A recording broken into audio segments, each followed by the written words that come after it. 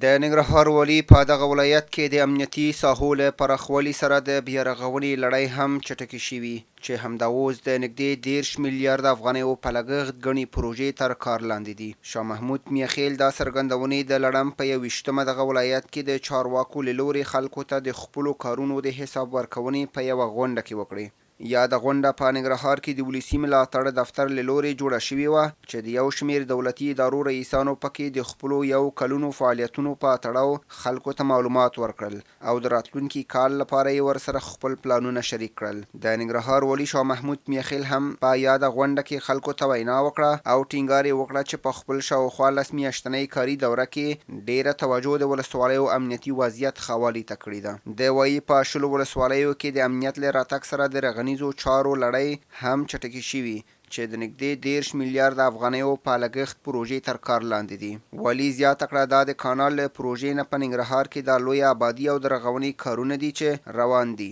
په دې کې 208 بابا مکتبونو ودانۍ دي، د زربستریز روغتون کارونه دي، د ولسوالیو کلینیکونو کې انتظار خونې او نورې ډېرې مهمې پروژې پکې شامل دي. اول لاره چې د ولسي ملاتړ د دفتر نه مننه کوم چې د ننګرهار د بېلابېلو ولسوالیو نه مشران علما زموږ خویندې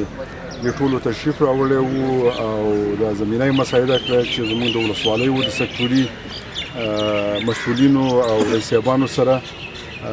کینی او چون کال آخر دی موږ ټول باید خپل د کړنو راپور ولس ته ورکړو او دا حسابدهي مهمه ده. ما هم په خپل نوبت باندې چې د کومې ورځې نه زه راغلی یم په امنیتي ساحه کې څومره بهبود راغلی دی، مشکلات پکې څه دي او څه کولی شو په راتلونکي کې، همدارنګه د حکومتولۍ په ښه والي کې څه تغییرات راغلي دي، اقتصادي کوم پروګرامونه چې شروع شوي دي او بالاخره هغه څلورمه حصه چې زه پرې زیات تاکید کوم هغه زموږ فکري تغییر دی چې موږ دا وطن خپل وطن وګڼو، دا ولس خپل ولس وګڼو او دې ته د خدمت په روحیه باندې کار وکړو. نو تاسې ګورئ چې تیر دغه 19 میاشتو نه چې زه دلته یم امنیتي توسعه راغلې ده. شرق د ننګرهار د لالپورې پورې اوس امنیت دی، خلک شپه ورځ تللی شي. اچین تصفیه شو، چپرهار ونیول شو، سرخرود هغسې تصفیه شو. اوس شیرزادو ته زموږ قواوې ورسېدلې، پروسې بالته جوړېږي. 4-5 نقطو کې چې د ننګرهار کې مشکلات دي چې هغه د سپین غره په لمن کې 2-3 نقطې دي او د حصارک ولسوالي ده او په خپله امنیتي توسعه د شیرزاد او کوجامو په سیمه کې ده. هغې ته پلانونه لرو، هغه به عملي کېږي په خپل وخت کې. البته دښمن هم کوشش کوي چې دلته زموږ د خلکو په منځ کې ویره خپره کړي، بعضې وخت کوم هدفي وژنه وکړي یا چسپکي بانکونه چېرته ځای په ځای کړي. خو زموږ امنیتي او دفاعي قوتونه دې ته بیداره دي. د دې هغه پټنځایونه، فابریکې تاسې ولیدل چې د بډینې په جومات کې د طالبانو د ماین جوړولو فابریکه وه. په شینوارو په اچین ولسوالۍ د بندر او باغداري په سیمه کې د دې د رهبرۍ مرکزونه وو، هغه ټول د منځه لاړل او داعش تقریبا په ننګرهار کې د ختم په حالت کې دی. په بیلیونونو یعنی میلیارډونو پروژې په ننګرهار کې غټې او وړې شروع شولې، د مکاتبو نه نیولې صحي کلینیکونو پورې، سړکونو پورې. دا په خپله یو لویه لاسته راوړنه وه. په دې کې هم یعنې د ولس ملاتړ زیات مهم دی ځکه موږ بالاخره ټول د یو نظام دپاره کار کوو، د یو سیستم دپاره کار کوو، که هغه ولس دی، حکومت دی، امنیتي ادارې دي. نو انشاءالله امید همدا دی چې هغه ویره چې د اوړي او د پسرلي په جنګونو کې وه چې ننګرهار به بیا نامن کېږي، هغه ویره د خلکو سمه نه وه. امنیت پراختیا پیدا کړله او زموږ امید دی چې راتلونکي کال کې د دې نه هم زیات کار وکړو ځکه دا وطن زموږ وران دی. څومره چې زیات کار کوو، څومره چې د فساد په ضد مبارزه کوو، څومره چې ولس په تصمیم ګیرۍ کې برخه اخلي او معلومات د ولس سره شریکوو، په خپله زموږ سیستم او نظام دا ټول ښه کېږي او دا یو اوږده مبارزه ده. نو دې دپاره به د شریکه د ولسونو سره کار کوو. دې دپاره چې دا پروژې تقریبا په څو کره ما علما، مشران، مدني ټولنه استازي، هغه پروژې چې روانې دي لکه شپږ سوه بستریز روغتون، د قصر جوړېدلو، د غازي امان الله خان مقبره وه، په پوهنتون کې لیلیه ده، د بیسودو د پل او د عبدالخیلو ترمنځ سړک جوړونه ده، د کابل دویم سړک دی، دا ټول ما په خلکو باندې د ما سره لاړو په خپل سترګې وکتل دا ټول پروژې چې راټولې کې هغه تخمینی ارقام ده تقریبا د 10 میلیارډ افغانۍ پورې کیږي او دا زه فکر کوم چې پس د کانال د پروژې نه یعنی په ننګرهار کې دا لویه آبادي او رغون کارونه دي چې په ننګرهار کې یعنی روان دي او عملي کیږي چې دې کې 208 بابا مکتبونه دي دا هم شامل دي کلینیکونه دي دا یو د لپاره د پایوازانو د لپاره د خونی وی چې البته د استراحت لپاره البته دیو پکې کینی دا مشکلاتو چې یعنی مختلف ساحو کې دا پروګرامونه روان دي او ان شاء الله د دې نه بندورم بهتر راځي. ننګرهار کې د ولسی ملاتړ پروګرام مشر سید رحمان مومن وویل له دغه پروګرام موخه د ولس او چارواکو ترمنځ د اړیکو پراختیا او د هغوی له کارونو څخه ولس خبرول دي. تاسو د دې خبرې شاهدان استئ چې کله د دغه کال په شروع کې د 89 کال په شروع کې هم د پامدغه تالار کې موږ د یو مجلس دایر کړو د مغي مجلس خې نتیجې دي چې نن موږ د کال په تقریبا په اخر وختونو کې بیا دغه مجلس دایر کوو د خلکو همغږي د دولت سره او دولت د خلکو سره په منځ کې نن هماغه وخت چې موږ د دغه روان 98 کال د پلان پر رابطه د کال په لومړیو کې دغه غونډه دایر کړې وه او نن هماغه وخت چې کال په تیرېدو دی او بیا هغه سیکټوري رئیس صاحبان د جناب والي صاحب د راهنمایي او هدایت لاندې بیا نن موږ داسې یوه غونډه جوړه کړې ده چې خپلو ولسونو ته خپلو پلرونو ته خپلو ترونو ته خپلو عزیزانو ته د خپلو کړنو معلومات ورکوي. دا د هغې خبرې په تایید باندې ده چې د جناب جمهور رئیس صاحب محمد اشرف غني وینا وه چې حساب به ورکوو او حساب به غواړو. نو نن تاسو ګورئ چې ټول سیکټوري رئیس صاحبان راغونډ شوي دي او خلکو ته د تیر 98 کال د خپلو بودیجو د لګښت معلومات ورکوي تر څو خلک وپوهېږي دوی دغه بودیجې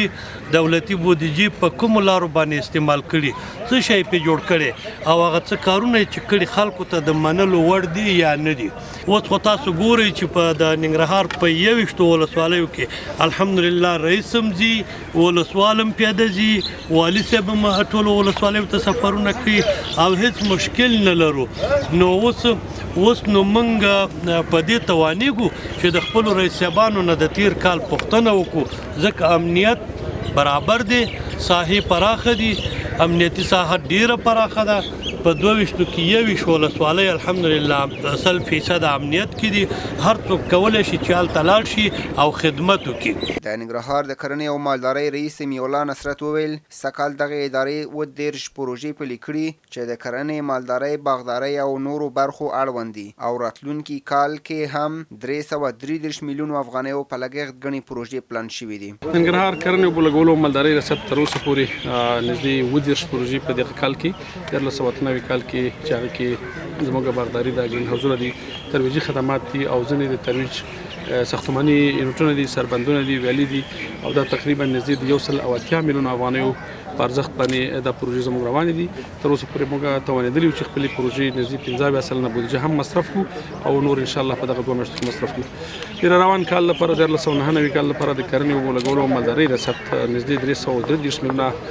افغانۍ خپل پلان جوړ کړی دی او په دې کې به نږدې 80 پروژې موږ ولرو د ټولو ولسوالیو لپاره موږ ژمن یو چې په ټولو ولسوالیو کې یو متوازن انکشاف رامنځته. د دغه ولایت د ټولګټو چارو رئیس انجینر حمید زیابیا وویل پلان کې لري چې راتلونکي کال د دغه ولایت د ټولو ولسوالیو لارې چې پخوا جوړې او قیر شوي ترمیم او بیا رغونې چارې ترسره کړي. د زیاته کړه د تورخم جلال آباد دویم لاین سړک چې د پاکستان هیواد له لوري جوړیږي او له 1300 کلونو راهیسې کارونو نیمګړي دي اوس موږ له پاکستانیو چارواکو سره خبرې شروع کړي که هغوی نه جوړوي نو وزارت ورته خپله بودیجه پیدا کوي او په خپله یې رغوي. د ننګرهار د سړکونو ریاست هم په خپل کارونو کې 2 برخې لري چې یو انکشافي پروژې دي او بل حفظ مراقبتي پروژې دي. لنې کمرغه چې په ننګرهار کې په انکشافي برخه کې او حفظ مراقبتي برخه کې موږ اوس لپاره ډېرې پروژې لرو چې انکشافي برخه کې تاسو ته معلومات ده چې بې سودو او عبدالخیل سړک ده، همداشان د کابل جلال آباد سړک ترمیم شو او د سرخود ولسوالۍ نه د سرخود سرکې نه تر مملې پورې د کابل جلال آباد دویم سړک 33 کیلومتره شاوخوا بشپړېږي. همداشان د کاشکوټ سړک ده او ځینې نورې پروژې چې هغه منظور شوي او پیل شوي نه دي، لکه د دورباوا سړک ده چې ډېر کلونه پخوا چارې پاتې وي خو اوس منظوري شوې چې په نږدې وختونو کې به کارونه پیل شي. او همداشان په انکشافي برخه کې د هجرت کلي سړک ده چې شاوخوا 12 کیلومتره سړک ده، هغه به هم په همدې اونۍ کې یا راتلونکي اونۍ کې به پرانیسته کیږي. نو زموږ ډیر زیات پروژې په انکشافي برخه کې لا هم تدارکاتو کې دي او خوشبختانه چې مشرقي و ډیر سرکونو خاوند دي. همداشان په حفظ مراقبتي برخه کې هم زموږ کارونه په چټکۍ سره روان دي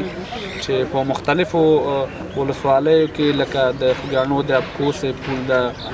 پچیراګام کې استنادي دیوالونه دي. همداشان موږ د جلال آباد کونړ سړک هم ترمیم که اوس لپاره د کامې او بوشتې سړک ترمیمیږي. همداشان 4 کیلومتره جغلکاري او هموارکاري د کامې د مرزاخیلو سړک ده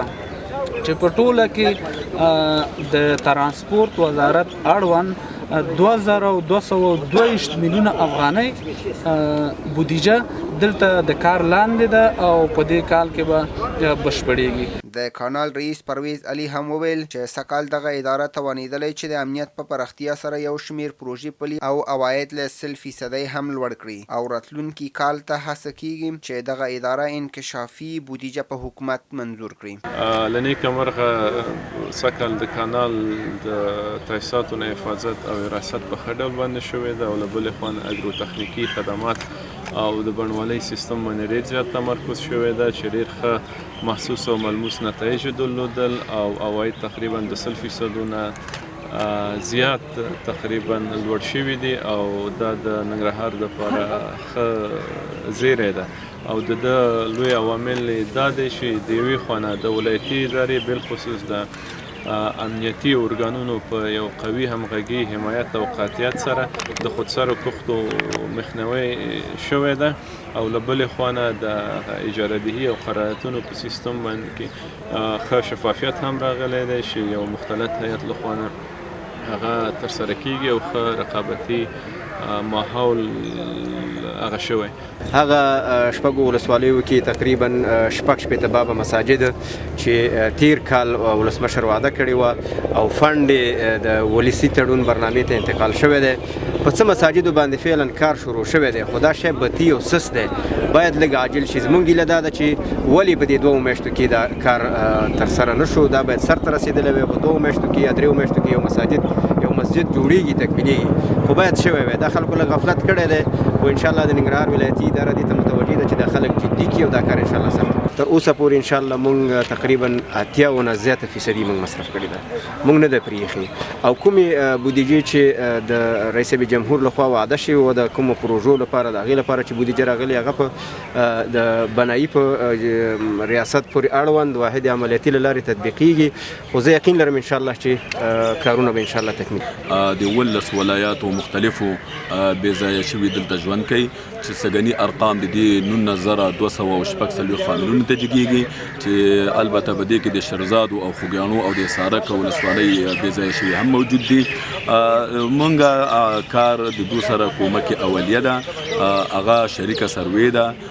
چې هغه د 5 ټیمونو د خوا نه کیږي چې په هر ټیم کې WP موجوده وي چې د بې ځایه شوي د غذایي مواد مشکل حل کوي او واو موجوده چې هغه پروټیکشن په حساب باندې کار کوي، آداب کې موجوده وي چې هغه د صحت په بخش کې کار کوي او دا کار موجوده چې هغه صحوبو په بخش کې کار کوي. خو تحت نظارت ریاست ماجرین هغه فامیلونه چې هغه د خپل ولایاتو نه بې ځایه شي د طبي یا غیر طبي آفاتو په حساب باندې نو موږ مجبور مکلف یو چې هغه سره موږ کومک اولیه وکړو او کومک اولیه مرسولې ده. سږني ارقام د نور ولایاتو په شمول د 12 ولایاتو په شمول او په شمول د موږ د 3 ولسوالیو د 19,246 فامیلونه کیږي چې دوی ته موږ کومک اولیه رسولې ده. د جناب والی صاحب نه ډیره مننه کور ودان. زه خو همیش لپاره دغه والي صاحب ته دعا کوم چې اوس الحمدلله په ننګرهار کې امن دی، زیاتره ولسوالۍ امن شوي دي او بیرته استقرار پکې صورت نیولی دی. غونډې ته راغلو یو شمیر قومي مشرانو دا ډول غونډو جوړېدل ګټور وبلل او ټینګار یې وکړ چې دا ډول غونډې باید دوامدار او د ټولو ادارو رئیسان پکې برخه واخلي. د کوټ ولسوالۍ قومي مشر ملک حمدالله وویل د دغې ولسوالۍ خلک چې پخوا داعش وسلوالو سخت ځپلي وو، اوس ورته د ولایتي ادارې پاملرنه زیاته شوي او ګڼې رغنیزې پروژې پکې پیل شوي دي. په لومړي سر کې د والي صاحب نه ډېره مننه کوو چې د کوټ ولسوالي مخکې ډېره د داعشیانو د خوا نه ځپله شوې وه او ډېرې سیمې پکې ورانې شوې وې. اوس الحمدلله په 80% کورونه دلته جوړ شوي دي او پروژې استنادي دیوالونه سړکونه بعضې ځایونه ډېر جوړ شوي دي. د انکشاف دهات نه مننه کوو، د معارف ته دغه نه مننه کوو ځکه چې موږ ته مکتبونه او د بعضې شیان ډېر ښه په منظم ډول باندې را رسولي دي. پروژې اوس نورې راغلي دي چې په هغې کې بندونه دي او د کویانو شبکې دي.